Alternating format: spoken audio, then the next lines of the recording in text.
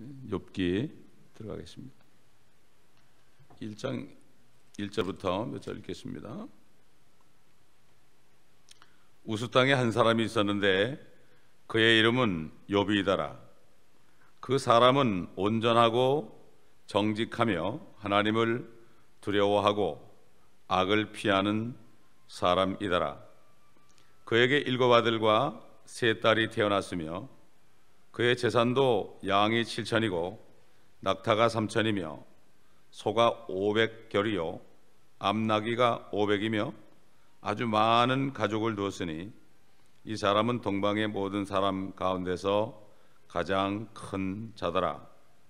그의 아들들이 각자 자기 생일에 가서 자기들의 집에서 잔치를 베풀고 사람을 보내어 그들의 새 누이도 불러서 함께 먹고 마시더라.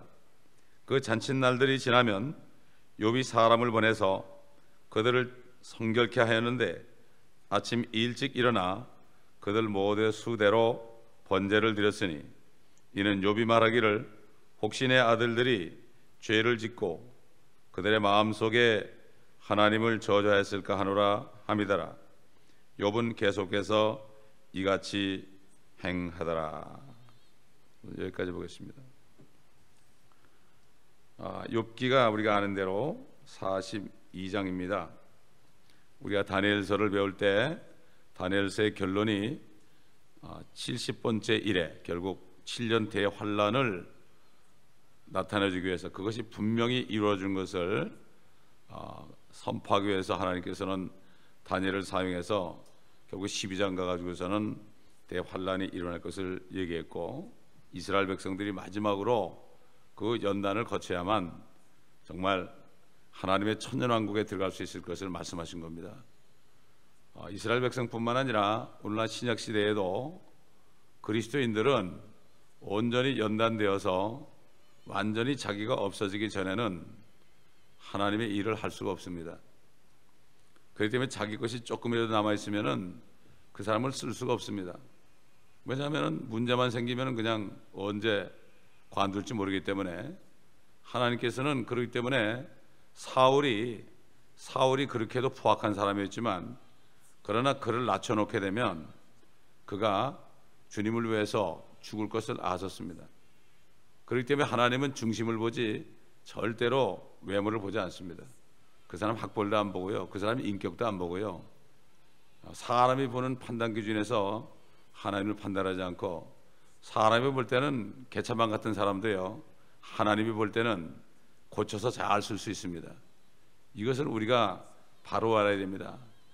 그렇기 때문에 하나님이 외모를 안 보고 중심을 본다는 게 바로 그런 얘기입니다. 사람도 그러잖아요. 10길 물길 속은 알아도 한 길 사람 마음속을 모른다고 그러잖아요. 사람 마음은 자기도 모릅니다. 자기 자신도 몰라요. 어려움이 닥칠 때 그때 자신이 확 나타나는 겁니다. 그렇기 때문에 지금 이스라엘 백성들이 대환란에 넘어갈 수밖에 없는 것처럼 오늘날 휴거될 그리스도인들도 이러한 시험이라는 게 어떤 유혹이 아니라 하나님의 연단을 할 때 반드시 하나님은 마귀를 사용합니다. 이것을 알아야 됩니다. 마귀도 하나님의 종입니다. 그가 쓰임을 받고 있는 겁니다. 옛날 바벨론이나 시리아나 이집트나 이런 나라들이 로마가 히틀러가 하나님께 쓰임받은 그러한 도구였습니다. 마찬가지로 사단이 뻘뻘이 살아있는 거, 심판을 받았지만 집행이 안 되는 것은 아직까지 하나님의 자녀들을 그리스도의 형상대로 변화시키기 위해서 그를 쓸 때가 있고, 그렇기 때문에 적그리스도와 거짓 선지자는 환난 끝에 불못에 던져놓지만 더 이상 쓸모가 없거든요. 그러나 이 마귀는 1000년 동안을 저 끝없이 깊은 구렁 무저갱 속에 가둬둡니다. 1000년 통치 끝에 다시 한번 사람들을 추리기 때문에 하나님은 사람들을 추려서 새 하늘과 새 땅과 새 예루살렘에 영원히 살게 하는 거예요. 그렇기 때문에 연단받기를 싫어하는 사람들은 그 사람들은 쓰임받을 수 없죠. 세상에서도 온갖 어려움을 겪은 사람들이 나중에 빛을 봅니다. 이걸 하나님께서는 우리에게 보여주시는 거죠. 그렇기 때문에 욥이 7일 낮과 7일 밤을 땅에 있었습니다. 고통 속에서 그 7일. 그렇기 때문에 결국 하루하루는, 욥이 고통받은 하루하루는 이스라엘 민족들이 7년 대환란 때 바로 7년 동안 1년씩 받는 그러한 고통과 비교될 수 있다는 것을 우리가 알아야 됩니다. 욥이라는 그 사람의 뜻, 그 이름의 뜻은 박해받는다는 뜻입니다. 이스라엘처럼 박해받는 뜻이다. 그리고 욥은 이스라엘이 박해를 받을 그 장소 에돔 땅에 있었습니다. 그리고 욥을 박해하던 자가 누굽니까? 하나님의 허락하심 속에 박해하던 자가 사탄 아니에요? 욥을 박해하던 자가 결국은 환난 때 이스라엘을 박해하고, 지금 하나님의 자녀들, 거듭난 사람들을 박해합니다. 거듭난 사람들은 연단을 안 받을 수가 없어요. 그렇기 때문에 무릇 주 안에서 경건하게 살고자 하는 모든 사람은 박해를 받을 것이다. 누가 주 안에서 경건하게 삽니까? 죄 사함 받고 성령이 있는 사람은 경건하게 살게 돼 있어요. 그런데 박해를 받게 돼 있어요. 사단을 통해서, 하나님의 허락하심 속에서. 그러나 하나님께서는 절대로 사단에게 정권을 주지는 않습니다.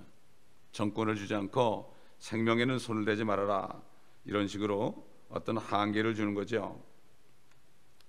욥이 사로잡힌 가운데 7년 후에 모년에 가가지고 갑절로 복을 받은 것처럼 이스라엘도 환난 끝에 갑절로 복을 받습니다. 그래서 천연왕국 때 그들이 당한 모든 고난을 다 그들이 잊어버리고 갑절로 복을 받을 것을 성경 전체 얘기하고 있고, 또 욥기에서도 그림자처럼 이것을 보여주는 것을 우리가 알 수가 있습니다. 또 여기에 우리가 보게 되면 다른 짐승들은 다 숫자가 정확하게, 예를 들어서 양이 7천이면은 14,000, 낙타가 3,000이면은 6,000, 소가 500결이면은 1,000결이, 암나귀가 500인데 1,000, 아주 정확하게 갑절로, 하나도 빠짐없이 갑절로 줬지만 10남매는 그대로 10남매를 줬습니다. 뭐 어떻게 보면은 그 10명이 하늘에 올라간 것처럼 볼 수 있죠. 그러나 하늘에 올라갈 수 없어요. 그때는 아브라함의 품도 없었어요. 하나님께서 살려준 겁니다, 여러분. 이게 잘 안 믿어지죠, 사람들이. 부활을 안 믿는 사람, 이게 안 믿어지죠. 그때 당시 다윗도 하늘에 못 올라갔다 그러는데 뭐. 그렇기 때문에 하늘에 올라갈 수 있는 거는 정말 예수의 피가 없으면 안 되는 거예요. 그렇기 때문에 그 다윗 같은 사람, 여호수아 이런 사람, 아브라함 같은 사람도 그 지하에, 지옥 맞은편에 아브라함의 품에 있었던 거예요. 예수님이 피를 흘리고 죽으셨다가 부활하니까 그들이 나와가지고 예루살렘 성에서 보인 거예요. 이렇게 볼 때 하나님께서는 세 남매를 살려주신 거죠. 이렇게 이스라엘이 부활하는 것을 우리가 볼 수가 있습니다. 그러니까 욥기는 이제 조만간 시작될 대환란 때 이스라엘이 겪을 고통을 다루고 있고, 성경에서 가장 위대한 책 중에 하나입니다.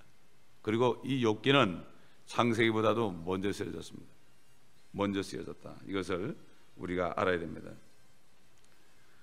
자, 우리가 1절부터 보게 되면 말이죠. 보게 되면은 욥이라는 사람은 실질적으로 이 땅에 살았던 사람입니다.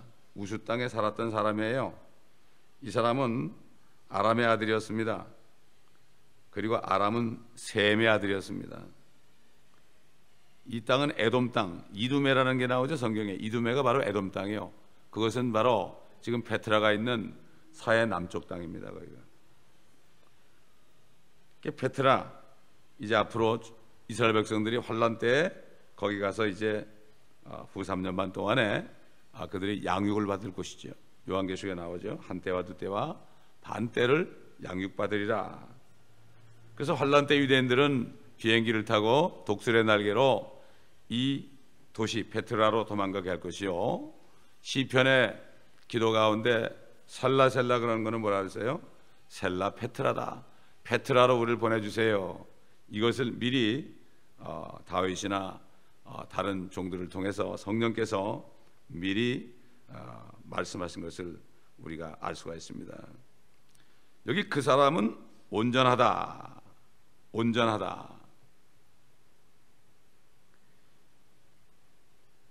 성경에 보면 의인은 없나니 없도다, 한 사람도 없도다, 그렇게 얘기했죠. 근데 어떻게 온전하다 그랬을까요?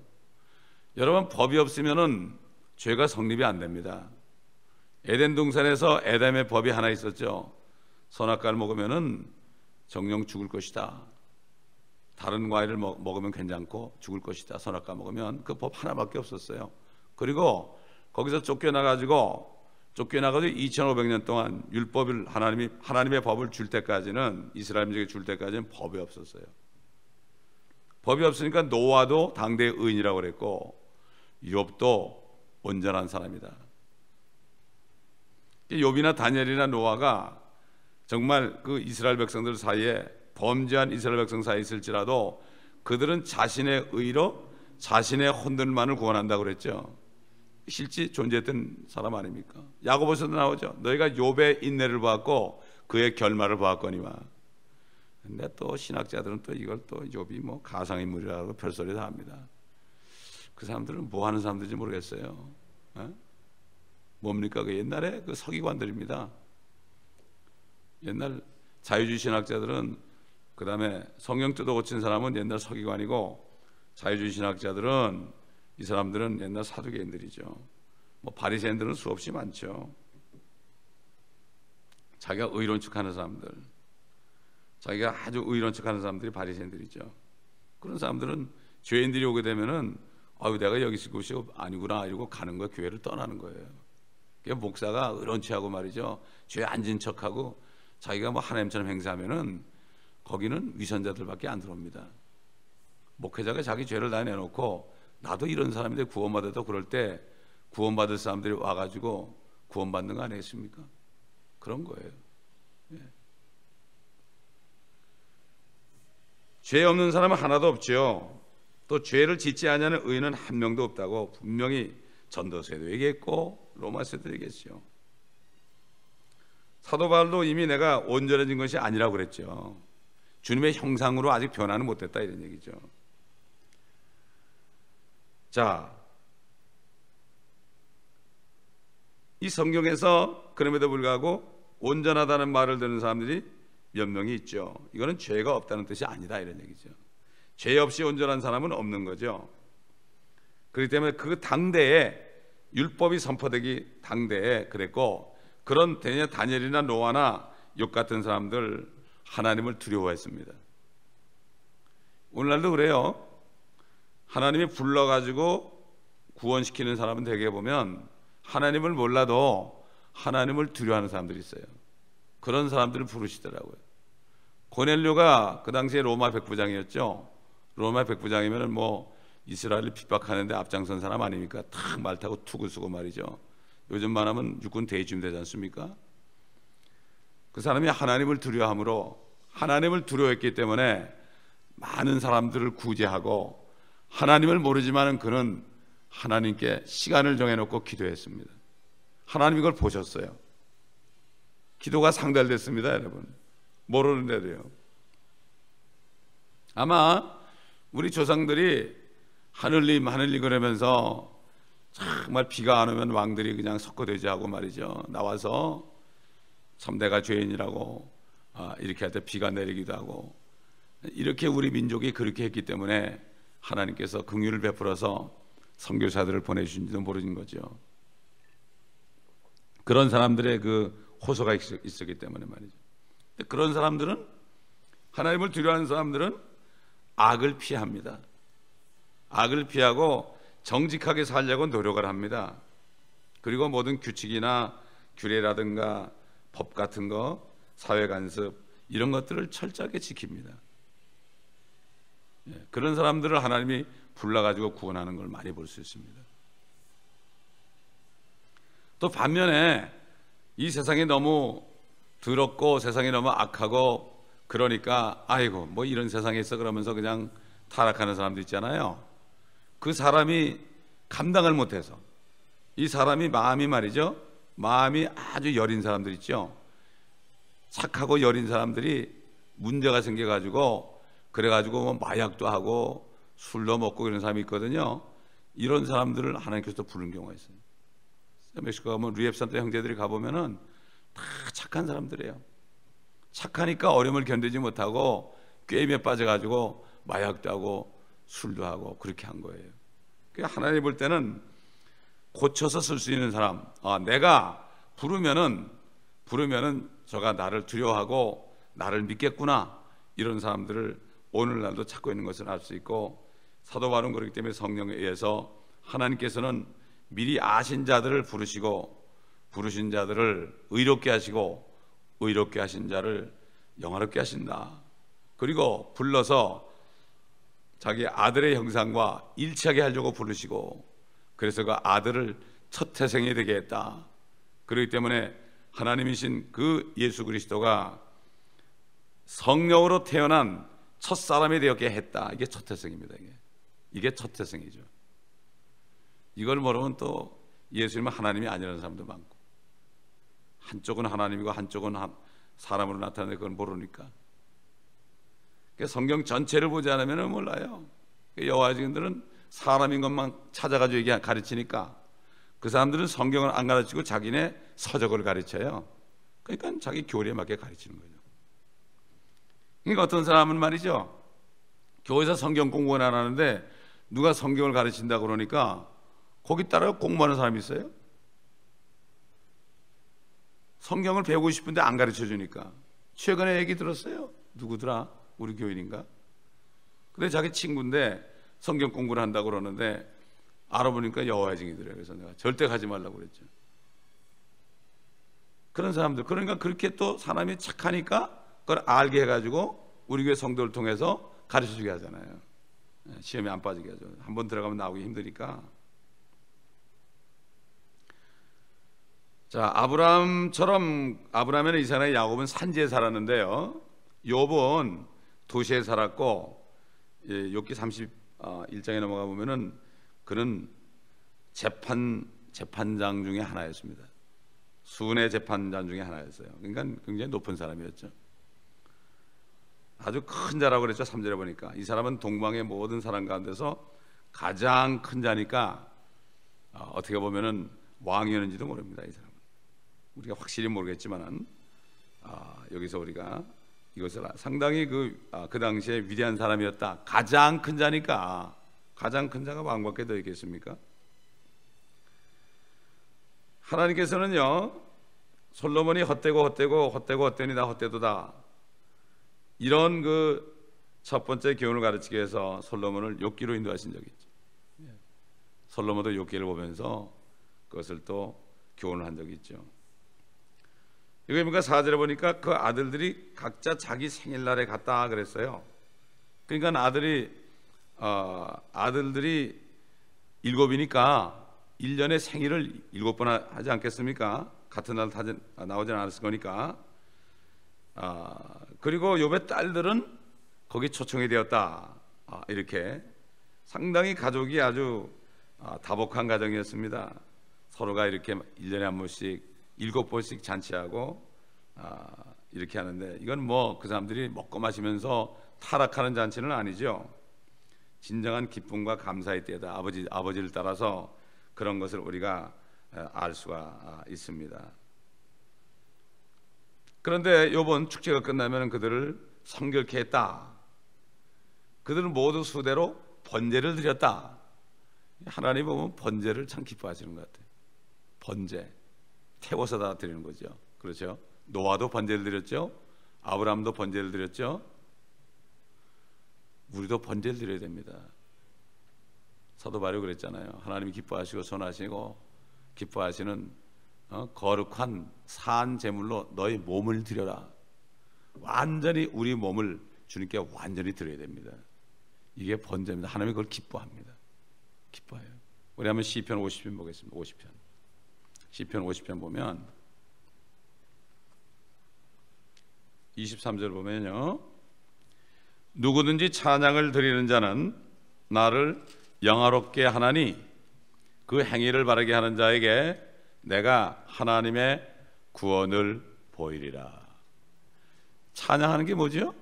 노래만 하는 게 아닙니다. 이거는 삶 속에서 어떤 어려움이 올지라도 하나님을 찬양하는 거예요. 미국 사람들 보면 Praise the Lord 이런 말을 잘하죠. 그 다음에 중남미 가보면은 Gloria Dios, 이게 Praise the Lord예요. 그 다음에 저기 포르투기스 쓰는 나라 가면 Gloria de Deus 그런다고. 데우스가 거긴 하나님이고 스페니쉬로는 디오스고 그래요. 우린 가시지만, 그렇기 때문에 다 헬라 말에서 나온 거죠. 그렇기 때문에 항상 모든 일에 감사를 드릴 때 하나님을 영화롭게 하는 거예요. 이게 번제 드리는 겁니다. 이게 번제 드리는 거예요. 여러분, 아브라함 보고 이삭을 번제로 드리라 할 때 그가 아침 일찍 일어나서 나귀에게 안장을 채우고 나무를 싣고 칼을 가지고 그 다음에 이삭과 종들을 데려갔잖아요. 아들을 번제로 드리려고요. 제가 구원받았을 때 한번 주님 앞에 이런 질문을 한 적이 있어요. 아버지가 직접 오시지 왜 아들 보내셨어요? 그랬더니 금방 제 안에서 어떤 음성이 들리는 거예요. 영적인 음성이 들리는데, 네 아들 네 앞에 죽는 게 더 나냐, 네가 죽는 게 나냐, 누가 더 아프겠느냐. 깜짝 놀랐어요. 그러고 나니까 아들 하나밖에 없는데 아들 죽이라 그러면 내가 못 내놓겠더라고요. 하나님도 우리 심정하고 똑같습니다. 그렇기 때문에 결혼해가지고 자식 낳아보면은 아들이 문제가 있고 아들이 힘들 땐 내가 막 가슴이 찢어지는 것 같은 거, 이게 바로 우리 하나님의 자녀들이 마음대로 행할 때, 그럴 때 하나님 마음이 얼마나 아팠겠는가. 저도 자식들이 속을 새길 때 가만히 기도해 보면은 주님이 그래요. 야, 네가 20년 동안 세상에서 말이야 교회도 안 다니고 그럴 때 내가 얼마나 아팠는지 줄 아느냐. 그게 네 모습이다 이놈아. 할 말이 없더라고요. 진짜 그래요. 그대로 보여줍니다. 그대로. 그렇지 않으면 깨달을 수가 없거든요. 깨달을 수가 없어. 이렇게 오늘날 우리도 번제를 드리길 바라시는 것을 우리가 알아야 됩니다. 자, 6절부터 보니까 하루는 하나님의 아들들이 와서 주 앞에 섰고 사탄도 그들 가운데 왔더라. 주께서 사탄에게 말씀하시기를 네가 어디서 왔느냐 하시니 사탄이 주께 대답하여 말씀드리기를 땅에서 여기저기 위아래로 두루 다니다 왔나이다 하니 주께서 사탄에게 말씀하시기를 너는 내 종 욥을 유의해 보았느냐. 세상에 그와 같은 사람은 아무도 없나니 그는 온전하고 정직한 사람으로 하나님을 두려워하고 악을 피하는 자니라 하시니라. 그때 사탄이 주께 대답하여 말씀드리기를 욥이 아무런 이유 없이 하나님을 두려워하리까? 주께서 그와 그의 집과 그가 소유한 모든 것에 사면으로 장벽을 두르심이 아니니까? 주께서는 그가 손으로 하는 일에 복 주셨고 그의 재산이 그 땅에서 늘어나게 하셨나이다. 그러나 이제 주의 손을 내밀어 그가 소유한 모든 것을 쳐보소서. 그리하면 그가 주를 정면으로 저주하리다 하더라. 주께서 사탄에게 말씀하시기를 보라, 그가 소유한 모든 것이 네 권세에 있으나 다만 그의 몸에는 네 손을 대지 말라 하시니 사탄이 주의 면전에서 물러가니라. 요한계시록 12장 10절 보면은 우리 형제들을 밤낮으로 고소하던 사탄이 마귀요 옛뱀이요 용이라고 하는 그 용이 사탄이 쫓겨났다 하는 것을 알 수 있죠. 사실 이 성경에 보면 말이죠, 성경에서 하나님의 말씀에 등장하는 인물 가운데 마귀들이 많이 나타나요. 많이 나타납니다. 성경에는 18명 정도 되는 적그리스도의 유혹이 나와요. 옛날에 그 불법의 신비할 때 제가 말씀드렸죠. 여러 사람이 나옵니다. 뭐 옛날 가인으로부터 시작해가지고요. 뭐 여러 사람들 있잖아요. 뭐 왕들, 뭐 파라오라든가 느부갓네살이라든가 사네립이라든가, 그 다음에 최근에는 히틀러까지, 뭐 로마의 시저 뭐 이런 사람들, 심지어는 그 다윗의 아들 압살롬 같은 사람, 사울 같은 사람, 그러니까 그리스도의 유형들을 죽이려고 따라다니는 사람들 한 18명 정도 나오는데, 사실 성경에 보면은 이 사람들에 대한 적그리스도에 대한 사단의 종들에 대한 사탄에 대한 말씀들이 그만큼 많이 나와요. 왜 그럴까?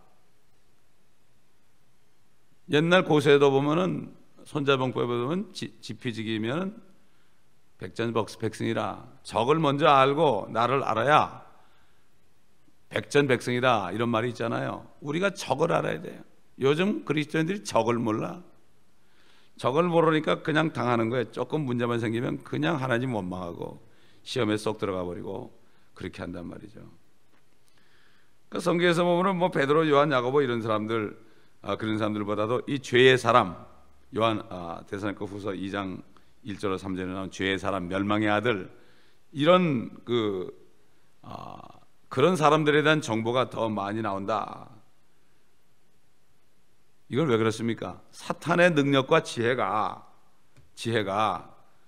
하나님 다음입니다, 여러분. 그래서 다니엘서 보니까 다니엘은 사탄의 지혜보다 조금 못하다고 그랬어요. 왜냐하면 사람을 지을 때 어떻게 했죠? 시편 8장에 보면은, 8편에 보면은 사람을 천사보다 조금 낮게 지으셨다 그랬거든. 그러니 이 사탄은 천사보다 위인 그룹이거든. 덮는 그룹이라고요. 스랍이 아니고 그룹. 날개가 2개씩 달린 그룹 아닙니까?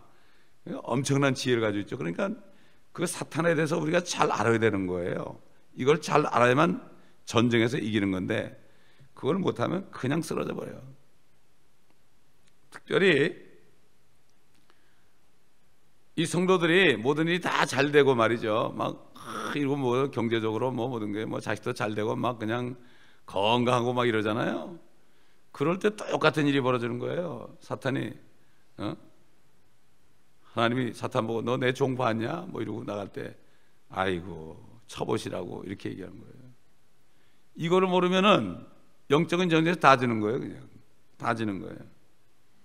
그때 사탄이 지금 똑같은 사탄이에요. 지금 아직까지도 공중에 있습니다. 지금 2층 천에 있다고요. 자, 그렇기 때문에 성경에서 사탄의 능력과 지혜는 하나님 다입니다. 여러분 한번 유다서 보세요. 유다서 9절 보세요. 이 모세의 시체 가지고 미카엘과 사단이 싸우는 장면이에요. 유다서 9절 보면은, 그러나 천사장 미카엘도 모세의 몸에 대하여 마귀와 더불어 다투며 논쟁할 때 감히 그를 모독하는 비난을 하지 아니하고 오직 주께서 너를 책망하시느니라고 말하였느니라. 그러니까 천사장조차도 이 사탄을, 마귀를 비방을 할 수 없었어요. 왜 그렇습니까? 마귀가 심판받기 전이거든. 예수님이 십자가에서 마귀가 준 죄를 담당하고 세상 죄를 다 가지고 죽으셨다가 다시 살아남으로 사망에서 이겨서 마귀를 심판했을 때, 그때까지는 이 천사장 미카엘도 마귀를 함부로 비방할 수 없었어요. 이게 하나님이 공의의 하나님입니다. 그러니까 시대별로 우리가 잘 그걸 알지 못하면은 성경을 올바로 깨달을 수 있기 때문에 성경을 창세기부터 요한계시록까지 다 공부하지 않고서는 하나님의 뜻도 모르고 마귀가 누군지도 모르고 내가 누군지도 모르고 그저 내 한 몸 괜찮으면 그냥 I'm okay, I'm alright 그러죠. right 그런 게 안 좋은 말이라고 그랬죠. 내가 right하다, 내가 의롭다는 뜻이에요. 그게. 그렇기 때문에 하나님의 자녀들은 계속해서 문제가 생길 수밖에 없어요. 이걸 아예 각오해야 돼. 이거 전쟁터거든. 전쟁터에 나와서 싸움할 준비해야 되는데 여기서 들어오는 자면 어떻게 해야 돼요? 무장해자면 안 돼요. 항상 완전 군장하고 있어야 돼. 그래서 하나님의 전신갑주를 입으라는 게 명령이에요. 이거 전쟁터니까 완전 군장해라 이거예요. 이거 안 하면 누가 다쳐? 내가 다치는 거예요. 내가 다치는 거예요. 어제도 A 미팅 온 사람 오랜만에 만나보니까 얼굴이 환해졌더라고. 여기 들어보니까 유튜브 들어가서 우리 말씀을 계속 들은 거예요. 그래서 내가 그랬죠. 올해 계획을 세우고 그 말씀 다 들으라고. 이건 명령이라고. 그렇게 하겠다고 그러더라고요. 그 말씀이 들어가니까 사람이 얼굴이 변하는 거예요. 환해지는 거예요. 벌써 완전히 달라진 거예요, 사람이. 참 너무 감사하더라고요. 또 그리고 어제는 또 한 새로운 사람이 왔는데 교회라고는 문턱에도 안 가본 사람이 또 왔어. 그래서 복음과 구원 그 CD 1번을 줬습니다. 참 하나님이 희한하게 이 교회는 구원받지 못한 사람을 자꾸 보내주세요. 그 지난주에 왔던 그분도 여러분 아시죠? 그분 교회를 30년 만에 처음 왔어요. 3시간 동안 앉아 있으면서 다 적었어요. 그러고 물어보니까 다 기억을 하더래. 마음을 열라고 그랬잖아요. 마음을 여니까 다 들어온 거예요. 그게 다 들어온 거예요. 또 한 청년, 교회에 한 번도 안 한 청년이에요. 참 이걸 보면은 마음만 열면은 누가 들어와도 구원받을 수 있어요. 복음이 전해지니까, 주일날은 복음이 전해지니까 누가 들어와도 마음만 열면은 구원받을 수 있어요. 이게 들어오면 되는 거 아니에요. 씨가 들어오면 되는 거 아니에요. 그렇지 않습니까?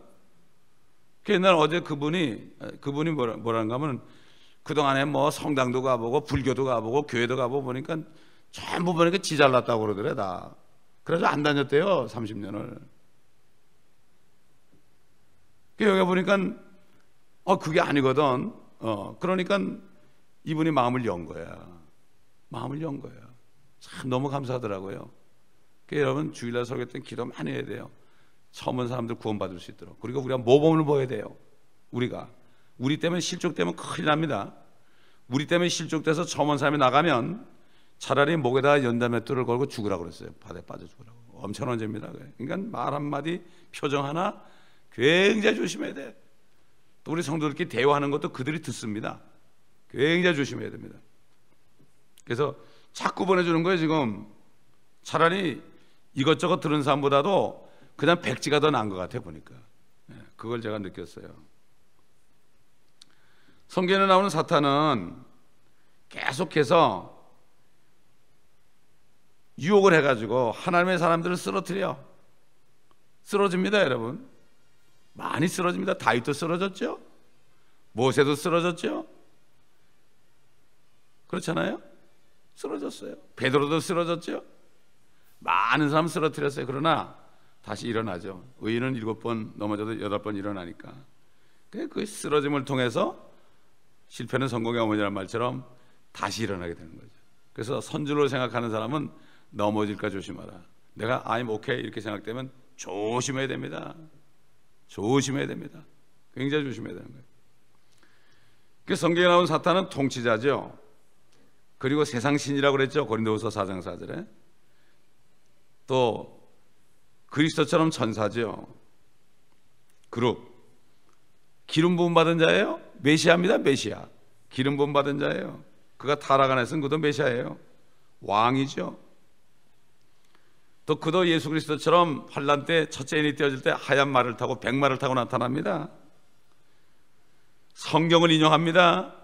마귀가 그리스도를 신임할 때 성경 말씀 가지고 인용해요. 그러니까 엉터리 같은 말씀 가지고 인용하죠. 야, 옛날에 아브라함도 거부했는데 너 가난하니까 너는 축복 못 받아서 이렇게 한단 말이에요. 이게 잘못된 거예요. 이게 요즘에 그렇게 설교하는 사람 많거든요. 다 거부니까 여러분도 거부가 돼야 됩니다. 이러고.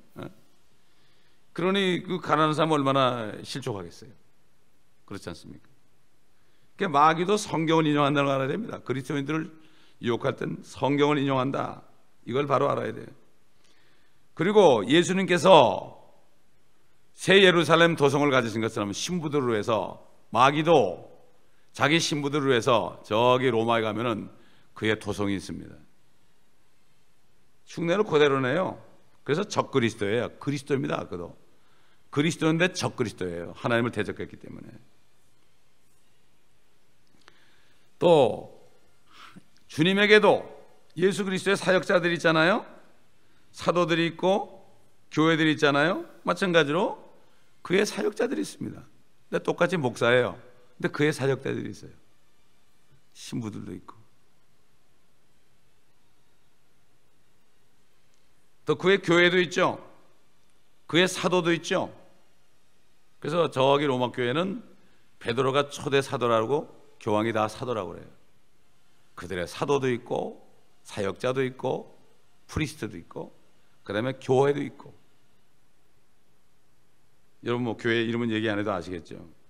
그리고 그가 활동하는 것은 세상이 아니에요. 종교 영역이에요. 종교예요. 교회 같은 데 들어와가지고 사람들을 쓰러뜨리고 교회를 분란시키고 그렇게 하는 일을 하죠. 자, 그렇기 때문에 앞으로 이 세상신이 어떻게 될 것인가, 이게 성경에 나타나 있죠. 앞으로 이제 외계에서 지구로 내려올 거예요.